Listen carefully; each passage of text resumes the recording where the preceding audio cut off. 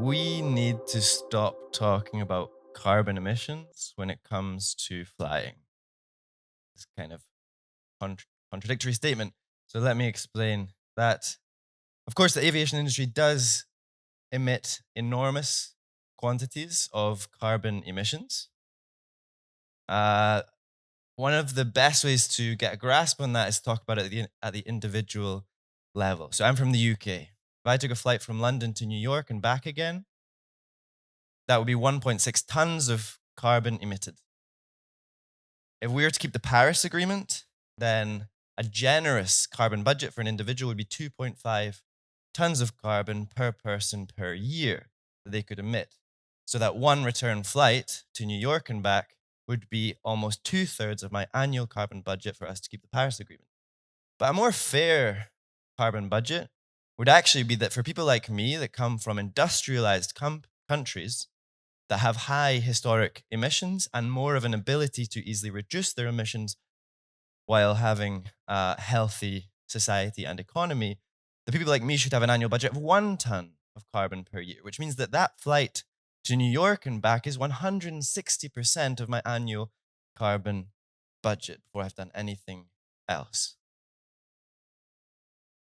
But the reason that we need to stop talking about carbon emissions is that it vastly underestimates just how bad flying is for the planet.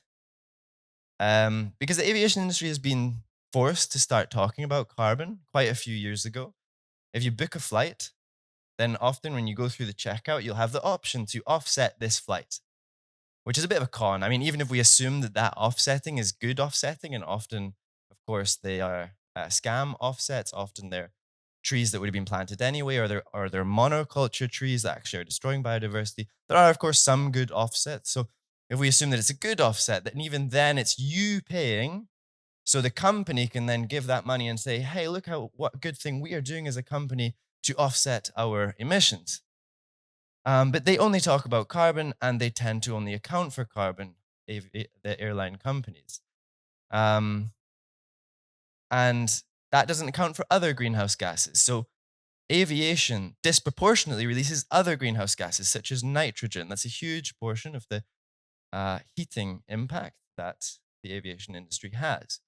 And then there's contrails. That's a condensation trail that an aeroplane leaves behind itself. These white stripes that we see in the sky, not to be confused with chemtrails. This is a conspiracy theory, and I don't want you to think that I am peddling one of those. Contrails, there's scientific consensus on it, and contrails make up 1/3 globally of the aviation industry's climate impact.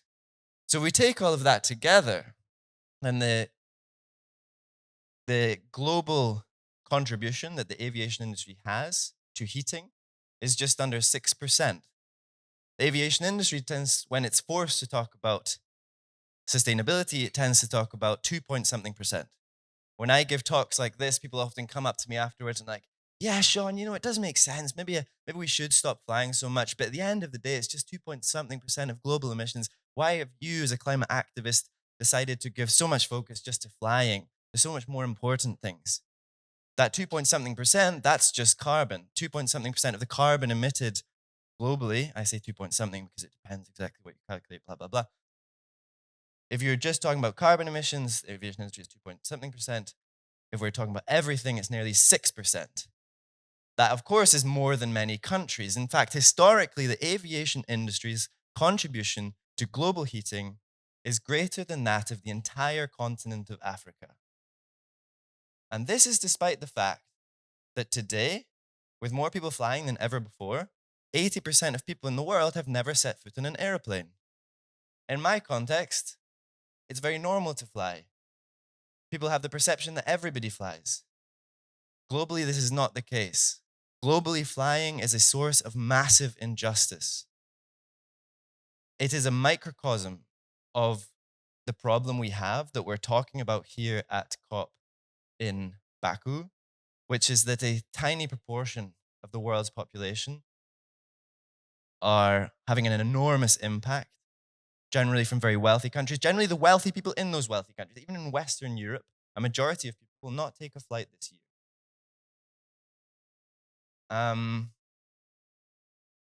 And if we are to really tackle this, we need to be honest, because everybody who flies thinks that they have a really important reason to fly. So I like to be action oriented. So I like to suggest to people, what can you do? Maybe you can stop flying. And people often say, but I have family abroad. I need to visit my family, of course. A lot of my family lives in the Philippines. My sister lives in the Philippines, and I tell her, I'm sorry, I'm never going to visit you. My beloved niece and nephew live in North America, and I tell them, I'm sorry, I'm never going to visit you. Because I think morally it's just not justifiable to have that climate impact. But you notice that I'm not from Baku. I mentioned I'm from the UK. I did fly here. I flew here because the logic is I'm a climate activist. There's over 1,700 fossil fuel lobbyists at COP, and they're going to fly here.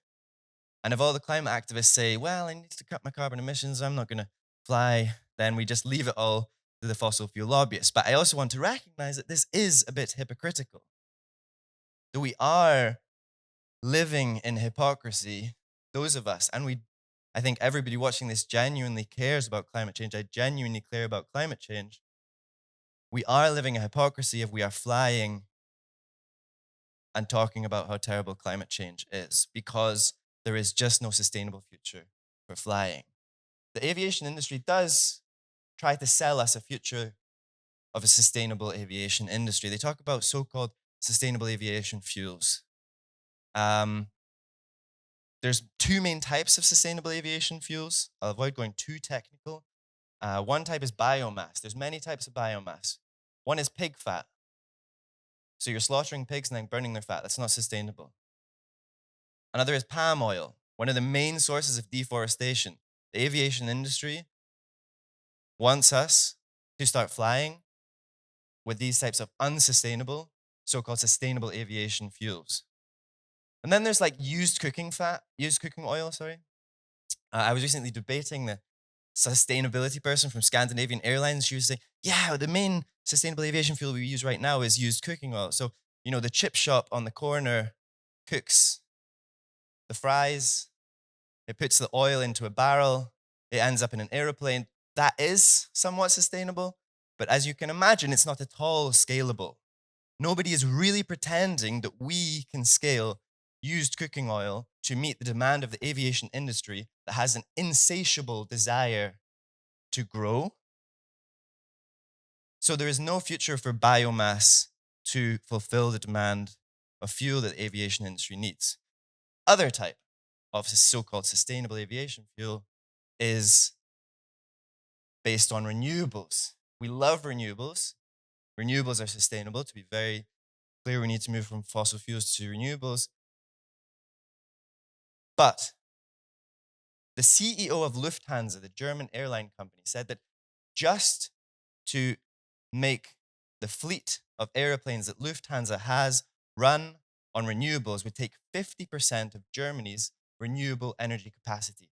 The biggest country in the EU that has done one of the most to scale up renewable energy would take 50% of their capacity just for their airplanes. Because of the basic fact that flying takes an enormous amount of energy, and even in the most techno-optimistic scenario for the future, that will continue to be the case. So, how do we make flying sustainable? The simple reality, the scientific reality, is that we need to reduce flights.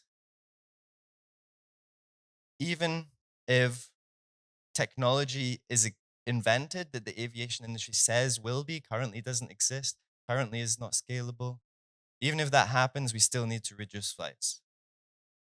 And everybody thinks that they have particularly important reasons to fly at the individual level.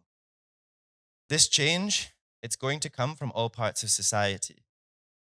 Because the airline companies, they say, well, yeah, we would be sustainable. We need governments to invest in sustainable aviation fuel and so on. Governments do need to take action. Currently, the fuel that goes into airplanes, kerosene, just about everywhere in the world, it's not taxed, which is unfair. When you put fuel into your car, it is taxed, which is fair because it's polluting, because you have all the infrastructure required to drive that car. Airplanes, the fuel is not taxed because airlines have too much power in our politics. We could tax frequent flyers, for example.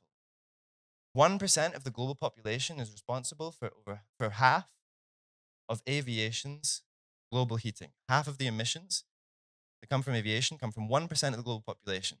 Why don't we tax people who fly excessively? So each flight, for example, that you take in your lifetime or in a year becomes more expensive. Then people would reduce their flying, and then it would be more equitable. But the thing is that governments say, but individuals will not accept this. If we start taxing frequent flying, there'll be riots. People want to fly on holiday to Tenerife. People want to fly to visit their family. So we also need individuals, you watching this speech, to say, I am going to make the choice to accept, to reduce my flying, to get to a point where I don't fly. Because the airline companies, what we have seen is that they are talking more and more about sustainability. Every few years, they pluck a random target out of thin air for how much they're going to reduce their emissions or how much sustainable aviation fuel, so-called sustainable aviation fuel, they're going to burn. And then they don't meet those targets. The UK, where I'm from, there was a study of 50 goals that the aviation industry has made in the last several years. 49 of those have been broken. 2% of the goals that they've made have been achieved. Because these targets that the aviation industry set are never designed to be met. They are designed to delay any action from governments and designed to make individuals like us feel like our flying is becoming sustainable. It's not. More and more people are flying. Aviation industry's climate impact is escalating. Climate crisis is escalating. And those of us who fly have power to tackle that impact.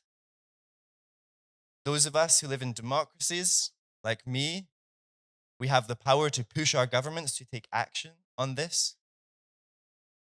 And then you can raise a lot of money by taxing frequent flyers, by taxing the fuel that goes into airplanes. And then you could put that money into trains, for example.